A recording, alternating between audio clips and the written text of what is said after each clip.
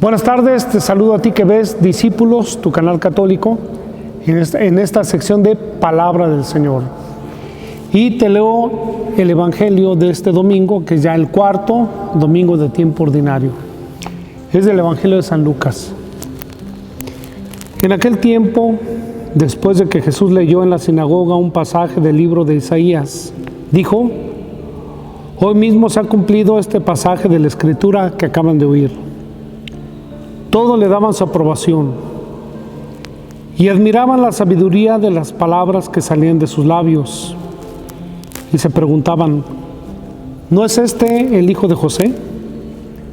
Jesús les dijo: seguramente me dirán aquel refrán: médico, cúrate a ti mismo y haz aquí en tu propia tierra todos esos prodigios de que hemos oído que has hecho en Cafarnaúm. Y añadió: yo les aseguro que nadie es profeta en su tierra. Había ciertamente en Israel muchas viudas en tiempo de Elías, cuando faltó la lluvia durante 3 años y medio. Y hubo un hambre terrible en todo el país, y sin embargo, a ninguna de ellas fue enviado Elías, sino a una viuda que vivía en Sarepta, ciudad de Sidón. Había muchos leprosos en Israel en tiempo del profeta Eliseo. Sin embargo, ninguno de ellos fue curado, sino Naamán, que era de Siria. Al oír esto, todos los que estaban en la sinagoga se llenaron de ira, y levantándose, lo sacaron de la ciudad, y lo llevaron hasta un precipicio de la montaña sobre la que estaba construida la ciudad, para despeñarlo. Pero él, pasando por el medio de ellos, se alejó de allí. Palabra del Señor. Gloria a ti, Señor Jesús.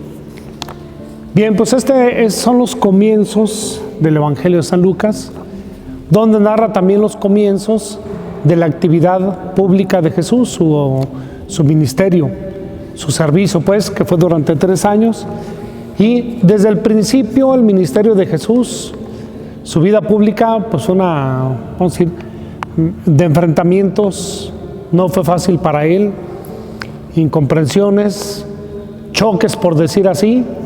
Y lo primero que no se explicaban la gente de Jesús, allí en su tierra, dice, en la sinagoga de su tierra, la gente no se explicaba si Jesús no era un sacerdote, no era un profeta, ¿por qué estaba actuando como tal?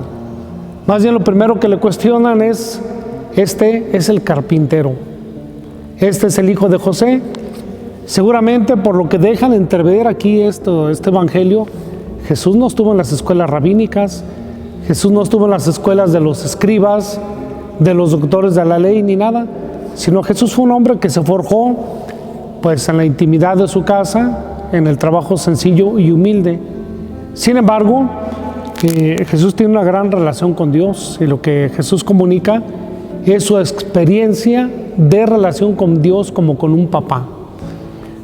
Si nos damos cuenta, Jesús no habla en términos muy rebuscados, Jesús no busca la ley para hablar de Dios, sino que Jesús más bien habla de su experiencia de relación con Dios. Por eso lo puede comunicar de una manera muy sencilla. Y sobre todo, Jesús se plantea una actividad muy diferente. Jesús no va a estar dentro de un templo solamente en el culto a Dios, que es importante hacerlo. Jesús no va a estar solamente en la sinagoga predicando, no, sino que la actividad de Jesús es una actividad sanadora de la vida de los creyentes, del pueblo de Israel, incluso no creyentes, porque precisamente Jesús aquí menciona que Dios también puede ir más allá del pueblo de Dios, del pueblo de Israel, y puede mostrar sus favores a cualquier persona. Es decir, viene a ser sanador de la vida, no solamente del pueblo de Israel, sino de toda la humanidad. La actividad pública de Jesús dista mucho de las actividades cultuales del templo y de los que predican en las sinagogas. Jesús más bien se dedica a sanar la vida de la gente, los enfermos, los que sufren. Sale del templo, sale de la sinagoga, va a las aldeas, ya predica en una montaña, ya predica arriba de una barca, ya predica en un monte. Es decir, Jesús rompe todos los esquemas. Por eso viene este cuestionamiento hacia Él. Y Jesús sabe y dice que todos los profetas son rechazados en su propia tierra. Tal vez aceptados en otro lugar, pero eso no quiere decir que Jesús no va a predicar en su propia tierra. Al contrario, precisamente por hacer eso, lo condenan y lo crucifican.